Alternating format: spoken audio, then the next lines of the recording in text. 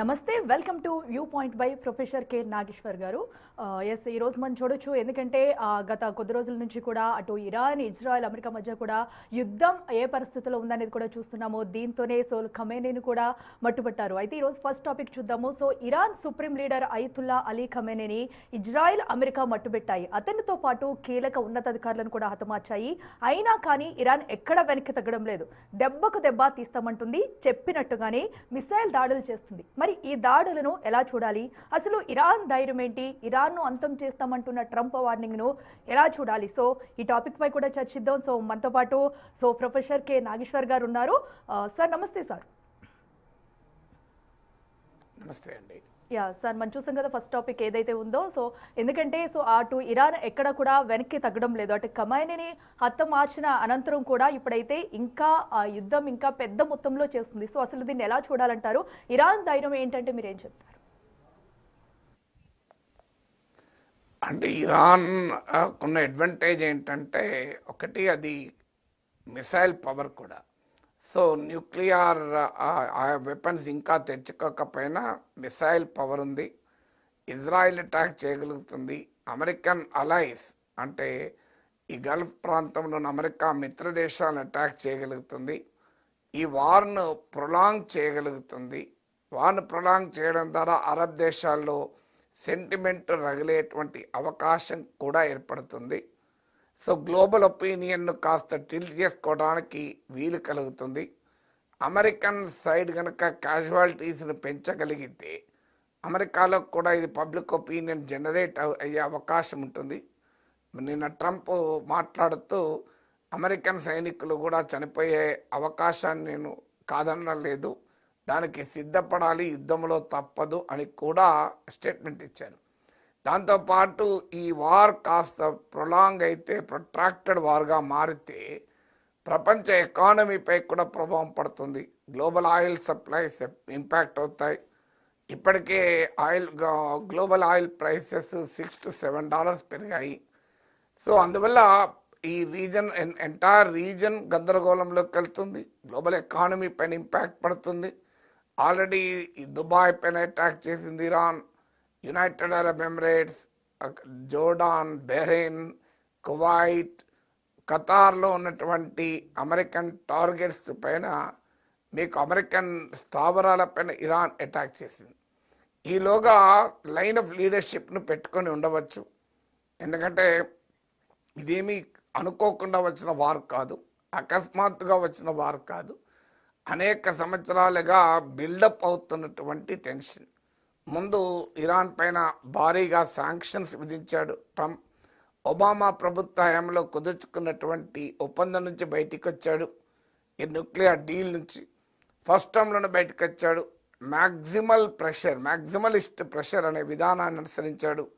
Iran పైన భారీగా ఆంక్షలు పెడుతూ వచ్చాడు. దాంతో ఇరాన్ ఎకానమీ కొలాప్స్ అయింది. ఎప్పుడైతే ఇరాన్ ఎకానమీ కొలాప్స్ అయిందో ప్రజలు తిరగబడడం మొదలుపెట్టారు. ఆ ప్రజల్లో వ్యక్తమయ్యేటువంటి అశాంతిని తనకు అనుకూలంగా మార్చుకునే ప్రయత్నం చేశారు. రెజీమ్ చేంజ్కి పిలిపించారు.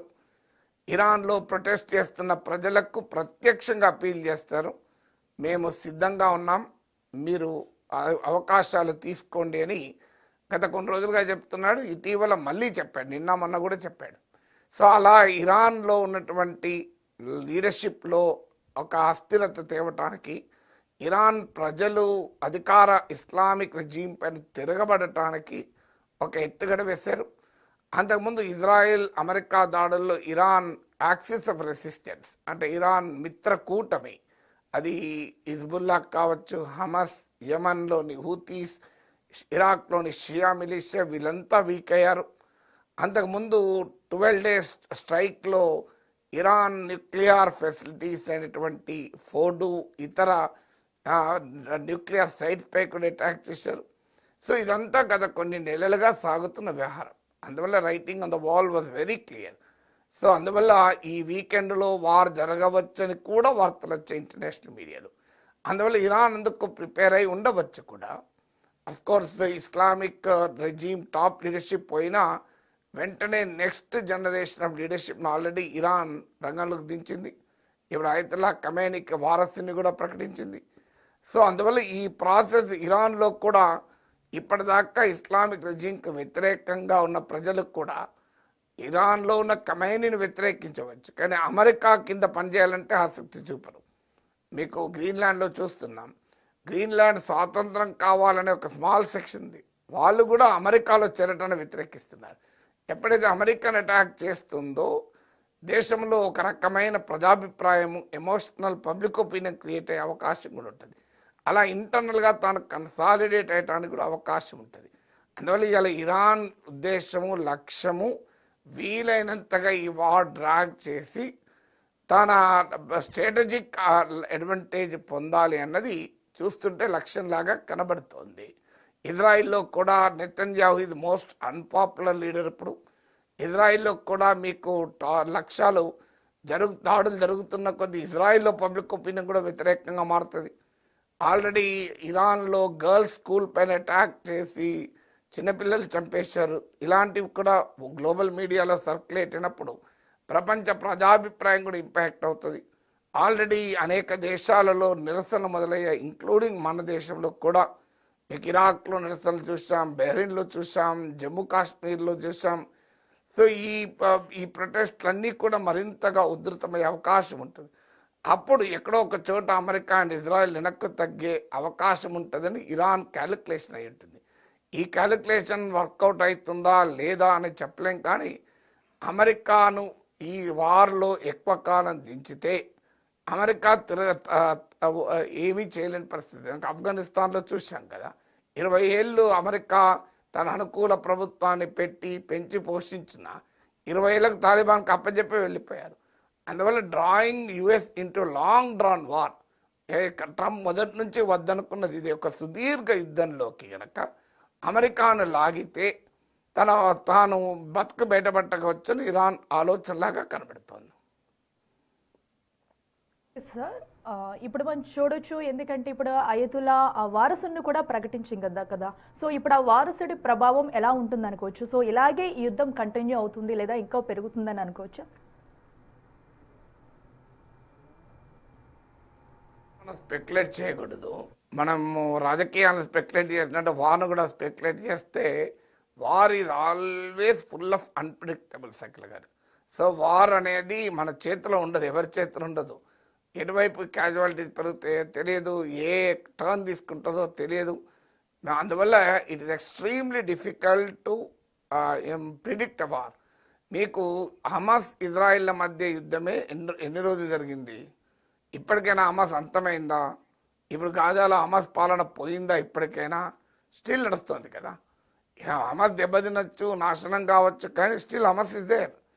మీకు లెబనాన్లో హిజ్బుల్లా పోయిందా? ఇప్పటికీ హిజ్బుల్లా దెబ్బతినొచ్చు, లీడర్షిప్ అంతా పోవచ్చు, కానీ స్టిల్ హిజ్బుల్లా ఇస్ దేర్. మీకు అందుకే యమన్లోని హూతీల పైన అమెరికా అటాక్ చేసింది, ఇజ్రాయెల్ అటాక్ చేసింది. స్టిల్ నార్థన్ యమన్లో హూతీలే పాలిస్తున్నారు, క్యాపిటల్ సనాతో. సో ఇలా మనకు ప్రపంచంలో చాలా ఉదాహరణలు ఉన్నాయి. సో మీకు ఇలాంటి సిచ్యువేషన్స్ అంత త్వరగా కంక్లూడ్ కావు. మీకు ఆఫ్ఘనిస్తాన్లోనైతే 20 ఏళ్ళ తర్వాత కూడా రిటర్న్ పోవాల్సి వచ్చింది. 20 ఏళ్ళ తర్వాత మళ్ళీ అదే తాలిబాన్కు అధికారం అప్పచెప్పి అమెరికా పారిపోవాల్సి వచ్చింది రాత్రి. సో అందువల్ల మీకు ఇరాన్ అంత తొందరగా పడిపోతుంది అనుకుంటే పొరపాటు. It will take years together. ఎందుకంటే అది ఎన్ని రోజులు పడుతుందో మనం చెప్పలేం. ఇమీడియట్గా ఖమైనీ అంతం కావచ్చు, ఇస్లామిక్ లీడర్షిప్ పోవచ్చు, కానీ అమెరికా అనుకున్న వ్యూహాత్మక లక్ష్యాలు అంత సులభంగా నెరవేరుతాయనేది ప్రశ్న. అందుకే ఖమైనీ అంతమైనా కూడా ఇరాన్ తగ్గేదే లేదనడానికి కారణం అది.